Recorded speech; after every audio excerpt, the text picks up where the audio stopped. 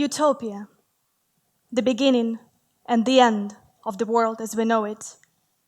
A space, a time, and a state where everything and everyone coexist in a reality of complete harmony, peace, and tolerance. Where a planet feels like home to all. Wouldn't you want to live in a world like that? We probably won't. We may never reach that point, but it's not about the speed of how fast we get there. It's about acceleration of our joint efforts. But how can we accelerate to the euphoric point in the history of humankind where prejudice and discriminations no longer exist? I propose a simple yet radical change of perspective. But first, I invite you to travel with me back to Ukraine, 1912, when my great-grandmother was born. She was the youngest one in a family of 17 children. 17 human beings, of which all got deported or forcefully separated after the Russian Revolution. They never found their way back to each other. I vividly remember my great-grandmother. She passed when she was 95, in lucid mind. I remember her fascinating stories and her very own version of seeing the world. After spending youth years in Ukraine, she ended up in Kyrgyzia, working on plantations, day and night. Later on, looking for better opportunities in life, she moved her family to Kazakhstan, wherein she made a dugout in the ground to live in before she could afford building a house. Her husband, my great-grandfather, disappeared on the front line of the Second World War, and she raised 3 kids all by herself in a tiny village, never remarried. She endured, she persevered. She was an immigrant, not by choice, but rather for survival. I am proud to share this story today. Her blood runs in my veins, and 107 years fast forward, I am too an immigrant. My great-grandma would be proud today. There are many stories like this one. You have one, and you, and you, and me. Immigration and its raw beauty, with flaws, scars, and forgotten memories scattered on the surface of the earth. Immigration is not always portrayed at its best light, but I choose to see beauty in it. I believe that immigration paths lead many of us, the citizens of the world, to thrive, to bring in our very own experiences, cultures, and knowledge to the new surrounding, to rebuild a better world around ourselves, to dream and pass those dreams on to others, to learn fast and adapt faster, to work hard, to appreciate, to share, to love, to grow. Immigrants, in many ways, are building utopias known to us today. If it wasn't for immigrants, we wouldn't have, or would, but much later or much differently, many great inventions that shape the way we live, treat, conduct business, work. We wouldn't be using ATMs or wearing jeans or listening to radio or Googling stuff. And oh, donuts. We wouldn't have donuts. If it wasn't for immigration, the internet itself, the formula for the internet itself wouldn't exist. If it wasn't for the Nigerian refugee, Philip Emeagwali, born and raised to a family of war refugees, he had to drop off school. And it's only due to migration was he able to access higher education and expose his talents to invent a formula for allowing a large number of commuters to communicate at once, also known as the foundation of the internet. Karl Djerassi, an Austrian-born American-Bulgarian chemist, has significantly contributed to the development of an oral contraceptive pill known to us today. Looking at the more present moment, we wouldn't have brave refugees like Manjid al-Muderis, who, after months in detention center and years of struggle, chose to come back home to Iraq to give hope for the civilians and injured soldiers. He, a nowadays acclaimed surgeon, has invented a new generation of implant. And of course, we wouldn't be realizing our dreams of colonizing Mars faster than ever if it wasn't for the Southern African entrepreneur and engineer Elon Musk. Looking beyond the past and into the future, why immigrants are the builders of modern utopia? A proactive mindset, an unbreakable will, diverse skills, desire to contribute, instinct to survive and thrive in a new environment, unique market knowledge, perseverance, all these traits build courageous visionaries.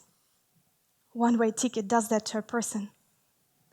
Given the chance to find peace, satisfy basic needs, access education, and find better opportunities in life, many immigrants start businesses and become inventors, changing the way we live our life for the better. Exposure to different cultures, business styles, and market dynamics make good, no, make great entrepreneurs.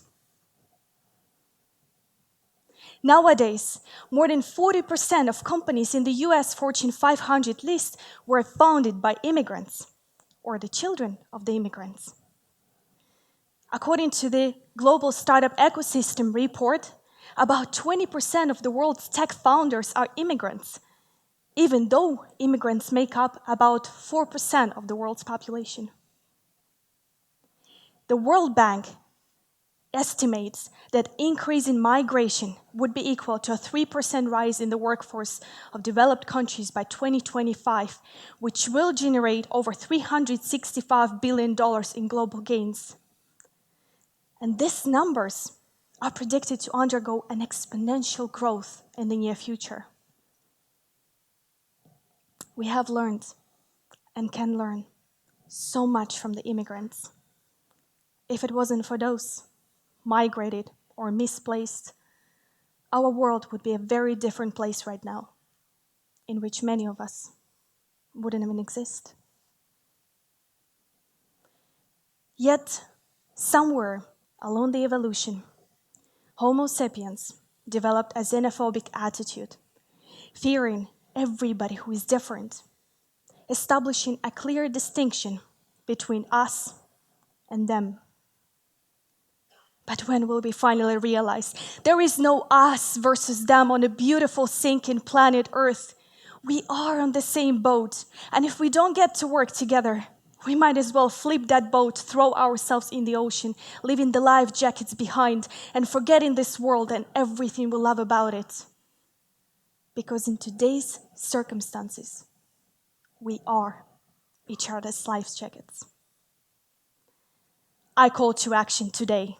Before it's too late, I call us to take a stand, to open borders, to open our minds to one another, to collaborate together, to put our differences aside and see each other for individuals, not ethnicities. We have to learn to live under the same roof and accept that immigration is no longer a phenomenon, but a part of natural order, part of evolution, part of growth. I call to action today.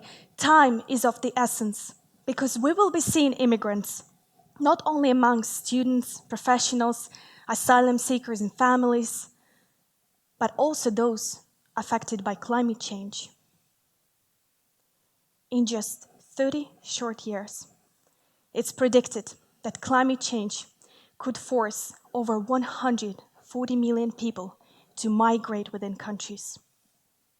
I repeat, 140 million people from sinking islands and overheated lands will seek for and build new home, new future, new utopia.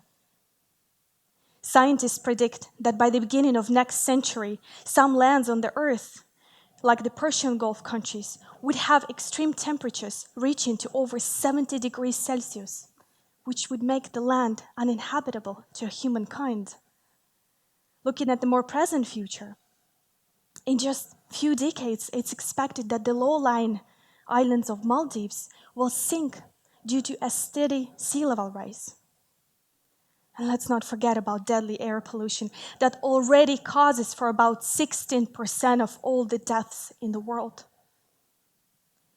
Driven by water scarcity, storm surges, air pollution, crop failure, extreme temperatures, and fires, those people will need this world to be ready for radical change.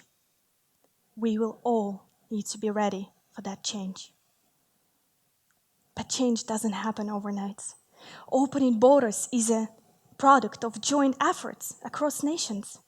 Some scientists even argue that an open border policy may be the key to slowing down climate change itself. Let's not gamble with humanity, but rather preserve it together.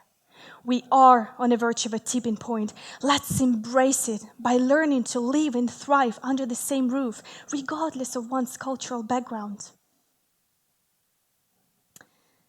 In the spirit of openness and a whole new perspective on immigration, I propose we start small already today, because it's the small steps that cause big impact.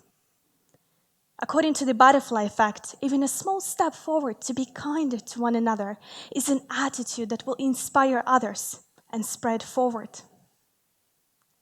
Under your seats, you've all got a simple postcard with a simple message. Go ahead, find it. Here on the slide, you can see the instruction where you can find the postcard. Little exercise to all of us. Yes? I see most of you already got it.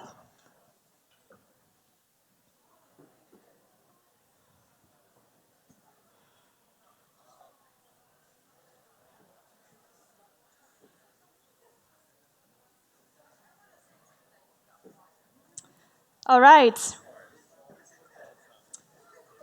Raise your card in the air if you got it. Great. Woo. After today's show, I encourage you to fill this postcard and send it to one of your international friends that has just arrived to a new place, trying to make it there. It's not easy to leave things behind and start a new life elsewhere. Send them this postcard to tell, it's okay. I know you'll rock it no matter where you are in the world. This small gesture is our contribution to making a happier world around ourselves, to placing building blocks of utopia where we can, to showing compassion, to accepting one another, to making room for each other in our lives, in our cities, in our world. And if you're still skeptical on the whole idea of open borders and immigration being perceived as the new norm, here is a crazy thought. We all come from bits and pieces of different cultures, whether we are aware of that or not.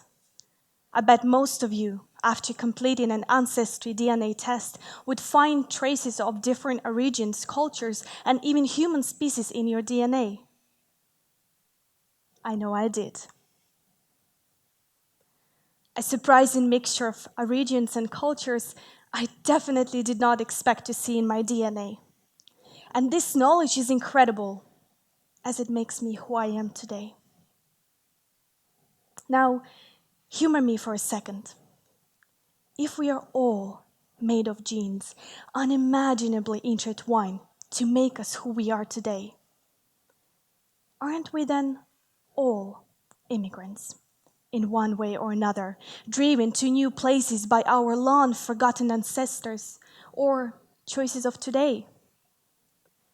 And if so, if you just let that thought soak in, aren't we then all responsible for building utopia, for finding new ways to collaborate together, to dream together, and to build a more open, safe, green, and progressive world around us and within ourselves?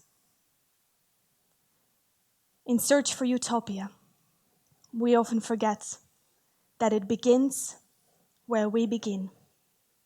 Change starts today with every single one of us.